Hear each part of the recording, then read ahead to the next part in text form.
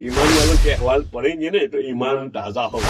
एक शर्त पे मुसलमान होता हूँ। आप तो सबने अपना हाथ मुबारक बढ़ा दिया, मैंने अपना हाथ पीछे खींच लिया। अल्लाह सल्लल्लाहु अलैहि वसल्लम से बुग़्ज़ यानी नफरत रखने वाला मुझसे ज्यादा कोई और शख्स न था। और जबकि मेरी सबसे बड़ी तमन्ना ये थी कि किसी तरह आप पर मेरा काबू चल जाए तो मैं आपको मार डालूं। जागो प्यारे जागो, चैन से सोना है तो अभी जागो। मुख्तसर से तालीम कर लेते हैं। ईमान के बारे में हदीस है, बिस्मिल्लाहिर्रहमानिर्रहीम। हज़रत इब्ने शिमासा महरी रहमतुल्लाह अलैहि से रिवायत है कि हम हज़रत अम्र इब्ने आस रज़ियल्लाहु तआला अन्हुमा के पास उनके आखिरी वक्त में मौजूद थे। वो ज़ारो कतार बहुत ज्यादा रो रहे थे और दीवार की तरफ अपना रुख किए हुए थे। उनके साहेबजादे यानी उनके बेटे उनको तसल्ली देने के लिए कहने लगे, अब्बा जान, क्या नबी अकरम सल्लल्लाहु अलैहि वसल्लम ने आपको फुला बशारत खुशखबरी नहीं दी थी?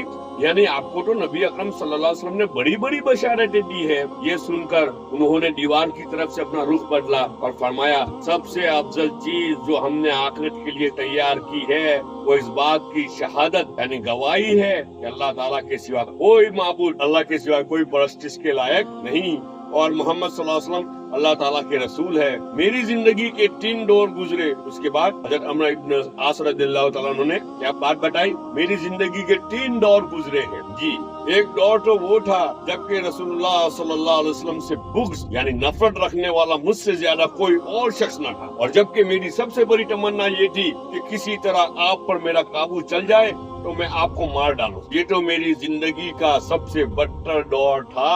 हज़रत अम्र इब्न आस रज़ियल्लाहु तआला अन्हु अपने मर्जुल वफात में ये बात कह रहे हैं, ये तो मेरी जिंदगी का सबसे बदतर दौर था। अगर खुदा न ख्वास्ता मैं इस हालत में मर जाता तो यकीनन दोज़खी होता। उसके बाद जब अल्लाह ताला ने मेरे दिल में इस्लाम का हक होना डाल दिया तो मैं आपके पास आया और मैंने अर्ज किया, अपना हाथ मुबारक बढ़ाइए ताकि मैं आपसे बैत करूं। आप सल्लल्लाहु अलैहि वसल्लम ने अपना हाथ मुबारक बढ़ा दिया, मैंने अपना हाथ पीछे खींच लिया। आपने फरमाया, अम्र ये क्या है? मैंने अर्ज किया, मैं कुछ शर्त लगाना चाहता हूँ। फरमाया, क्या शर्त लगाना चाहते हो? मैंने कहा कि मेरे सब गुनाह माफ हो जाए। आप सल्लल्लाहु अलैहि वसल्लम ने इरशाद फरमाया, अम्र क्या तुम्हें खबर नहीं कि इस्लाम तो कुफ्र की जिंदगी के गुनाहों का तमाम हिस्सा ही पाक कर देता है। अम्र इब्न आस ने क्या शर्त लगाई? एक शर्त पे मुसलमान होता हूँ, अगर मेरे गुनाह माफ हो जाए तो। आप सल्लल्लाहु अलैहि वसल्लम ने क्या कहा? इस्लाम तो पूरी कुफ्र की जिंदगी को ही माफ कर देता है और हिजरत भी पिछले तमाम गुनाह माफ कर देती है भाई, और हज भी पिछले सब गुनाह खत्म कर देते हैं। ये वो दौर था जबकि आपसे ज्यादा प्यारा, आपसे ज्यादा बुजुर्ग और बरतर मेरी नजर में कोई और न था। आपकी अजमत की वजह से मेरी ये ताब न थी कि कभी आपको नजर भर कर देख सकता। अगर मुझसे आपकी सूरत मुबारक पूछी जाए तो मैं कुछ नहीं बता सकता, क्योंकि मैंने कभी पूरी तरह आपको देखा ही नहीं। अजमत ऐसी थी आप सल्लल्लाहु अलैहि वसल्लम की, आप सल्लल्लाहु अलैहि वसल्लम का ताब ऐसा था कि हज़रत अम्र इब्न आस रज़ियल्लाहु तआला अन्हु आप सल्लल्लाहु अलैहि वसल्लम को नजर भर कर देख भी नहीं सकते थे। जी, ये वक़ार था आप सल्लल्लाहु अलैहि वसल्लम का। तो कोई पूछा आप हज़रत अम्र इब्न आस रज़ियल्लाहु अन्हु को कि आप सल्लल्लाहु अलैहि वसल्लम कैसे दिखते थे? अम्र इब्न आस कहते हैं, मैं नहीं बता सकता आप सल्लल्लाहु अलैहि वसल्लम कैसे दिखते थे। हमेशा नजर नीची, कैसी नजर नीची रहती थी आप सल्लल्लाहु अलैहि वसल्लम के सामने। जी जी जी, क्योंकि मैंने कभी पूरी तरह आपको देखा ही नहीं। काश अगर मैं उस हाल पर मर जाता